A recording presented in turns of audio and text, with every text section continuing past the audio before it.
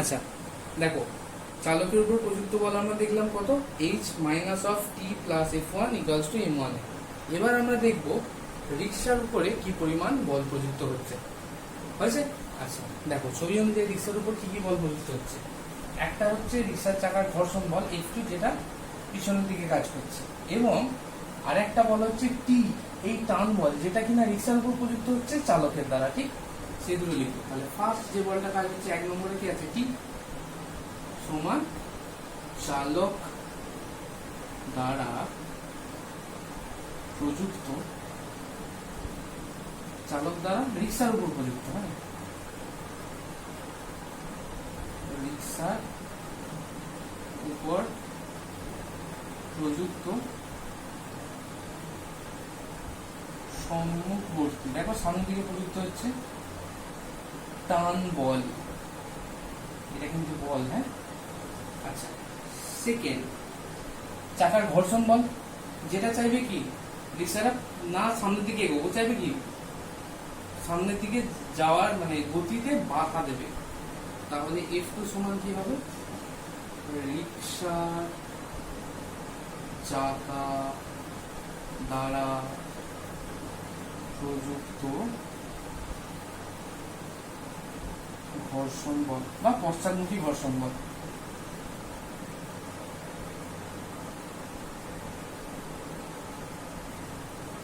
পশ্চাৎমুখী ঘর্ষণ বল। দেখ, আর কোনো রিক্সার উপর বল প্রযুক্ত হচ্ছে কি, হচ্ছে না। দেখো, টি বলটা চাইছে রিক্সাটা সামনের দিকে যাক, এফ টু বলটা চাইছে রিক্সাটা যাতে সামনের দিকে না যায়। এই দুটো বল একসাথে কাজ করছে এবং রিক্সাটা সামনের দিকে এগোচ্ছে। তাহলে বলতো কোন বলের মান বেশি? অবশ্যই টি এর মান বেশি। টি এর মান বেশি হওয়ার জন্যই পেছন দিকে একটা বাধা দেওয়ার বল থাকা সত্ত্বেও রিক্সাটা এগিয়ে চলেছে। তাহলে কি লিখতে পারি, অতএব সামনের দিকে গতির জন্য রিক্সার উপর প্রযুক্ত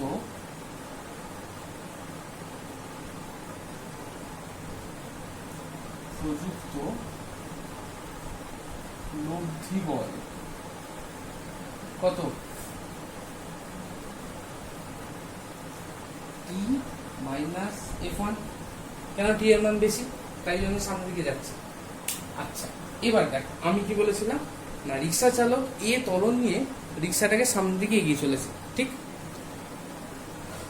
এ ত্বরণে সামনের দিকে যাচ্ছে। ধরে নাও রিক্সাটার একটা নিজস্ব ভর আছে, সেটা ধরে নাও এম টু।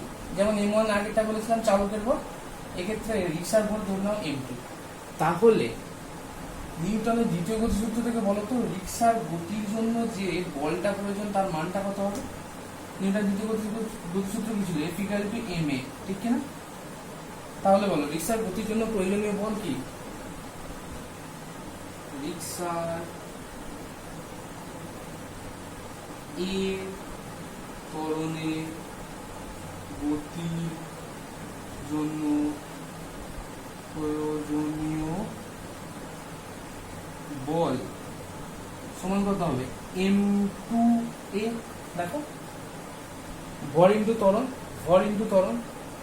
আচ্ছা, এই যে বলটা প্রয়োজন হবে, এই বলটা কে যোগান দেবে? এইটা। তাহলে কি লিখতে পারি আমি, যখন সামনের দিকে এগিয়ে চলেছে সেই অবস্থায়, এটা সমান এটা। অতএব রিক্সা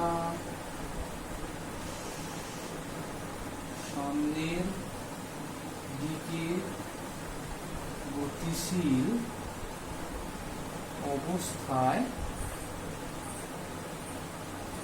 টি minus F one equals to M two A. এই যে সমীকরণটা পেলাম, এইটা কার গতির জন্য? রিক্সার গতির জন্য সমীকরণ। আর এখানে যেটা পেয়েছিলাম, এটা কি চালকের গতির জন্য সমীকরণ। ঠিক আছে, বোঝা গেছে? রিক্সার গতির জন্য সমীকরণ হচ্ছে T minus F one equals to M two A. আর চালকের গতির জন্য সমীকরণ কি ছিল? H minus of T plus F one equals to M one A. হলো? আচ্ছা, এবার দেখো, দুটো সমীকরণ আমি লিখে নিয়েছি। এটাকে ধরো 1 নম্বর সমীকরণ দিলাম, এটাকে ধরো 2 নম্বর সমীকরণ দিলাম। আচ্ছা, 2 নম্বর সমীকরণে রিক্সাটা সামনে দিকে গতিশীল হচ্ছে কেন বলো তো? এই দুটো বলের মধ্যে কে বেশি? অবশ্যই টি বেশি। টি ইজ গ্রেটার দেন, সরি এটা F2 হবে। কেন? চাকার ঘর্ষণ বল F2, এটা F2 হবে। হ্যাঁ, আগেরটা এগুলো সব F2 হবে। সরি F2 হবে। কেমন? F2। আচ্ছা, টি ইজ গ্রেটার দেন F2, এই যে এই সমীকরণটা, টি বল চাইছে সামনের দিকে যাক, F2 চাইছে সামনের দিকে না যাক, মানে বাধা দিচ্ছে। এই দুটোর মধ্যে কোনটা বড়? অবশ্যই টি বড়। তাই জন্যই বাধা থাকা সত্ত্বেও সামনের দিকে এগিয়ে যাচ্ছে, সেটা হচ্ছে টি ইজ গ্রেটার দেন F2। যদি উল্টোটা হতো, মানে F2 ইজ গ্রেটার দেন টি যদি হতো, তাহলে কি F2 মান বেশি, চালক চাইছে সামনের দিকে যাক, সেই জন্য টানও দিচ্ছে টি, কিন্তু দেখবে রিক্সা পেছন দিকে গতিশীল হয়ে যাচ্ছে। ঠিক, কিন্তু এটা সম্ভব হয় না। আচ্ছা, এবার দেখো, এটা 1 নম্বর সমীকরণ দিচ্ছি, এটা 2 নম্বর সমীকরণ দিচ্ছি। দেখো, চালক এবং রিক্সা একসাথে গতিশীল, ঠিক কিনা? এবং একটা ত্বরণ নিয়ে গতিশীল বলেছি, এ ত্বরণ। তাহলে দেখবো এই ত্বরণটা কার উপর নির্ভর করবে, বা ত্বরণের রাশিমালাটা দেখবো। হয়েছে যে কত ত্বরণ নিয়ে চালক রিক্সাটাকে টেনে নিয়ে যেতে পারবে। দেখো, চালক এবং রিক্সা একসাথে গতিশীল, তার মানে 1 নম্বর আর 2 নম্বর সমীকরণটাকে আমি যদি যোগ করি, তাহলে অ্যাকচুয়াল যে দুটো মিলিয়ে গতি সমীকরণ সেটা আমি পাবো। তাহলে কি করবো? 1 নম্বর প্লাস 2 নম্বর সমীকরণ যদি আমি করি, কি পাবো? বাঁদিকের সাথে বাঁদিক যোগ করবো, কত? h minus of T plus F1 এর সাথে যোগ করবো কি? এটা টি মাইনাস F2 সমান ডান দিকটা যোগ M1A প্লাস M2A। হয়েছে?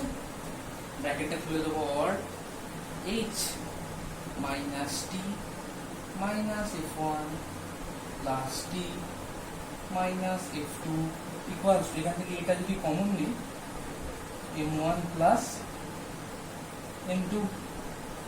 হয়েছে? আচ্ছা দেখো, একটা জিনিস কাটবে, প্লাস টি মাইনাস টি কেটে যাবে, কোনো ঝামেলার মধ্যে থাকবে না। Or h minus F1 minus F2 equals to A of M1 plus M2, or H minus যদি কমন নিই F1 plus F2 সমান A into M1 plus M2। এখান থেকে এটা যদি রাখি, সাইড চেঞ্জ করে, তাহলে M1 M2 টা গিয়ে নিচে চলে আসবে, or A সমান H minus F1 plus F2 by M1 plus M2। এটা হচ্ছে চালক এবং রিক্সার একত্রে ত্বরণের রাশিমালা। বুঝেছো? আচ্ছা দেখো, ত্বরণের রাশিমালায় টি কিন্তু নেই, হলো। সুতরাং টি এর উপর ত্বরণটা নির্ভর করে না। কিসের উপর নির্ভর করে? দেখো, প্রথম যে জিনিসটা নির্ভর করে সেটা হচ্ছে এইচ এর উপরে নির্ভর করে। এইচটা আবার কি? এইচটা পাওয়া গেছে এই প্রতিক্রিয়া বলের অনুভূমিক উপাংশ থেকে। প্রতিক্রিয়া বলটা পাওয়া গেছে প্রযুক্ত বল, মানে পা দ্বারা যতটা বল দ্বারা প্রযুক্ত করছে।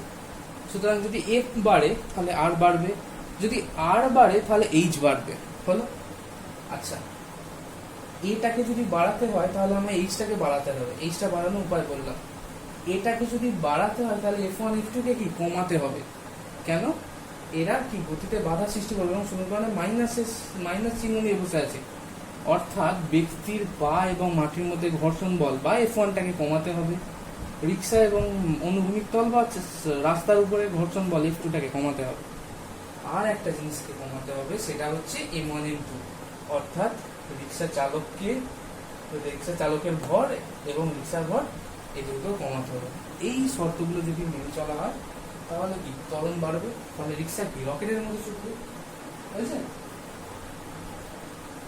আচ্ছা, এবার একটা জিনিস লক্ষ্য করো, এই যে উপরেরটা আছে H ইজ গ্রেটার দেন অবশ্যই F1 মাইনাস F2, মানে H F1 F2 থেকে বড়,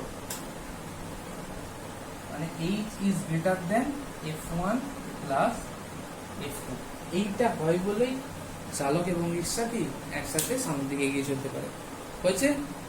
ওকে।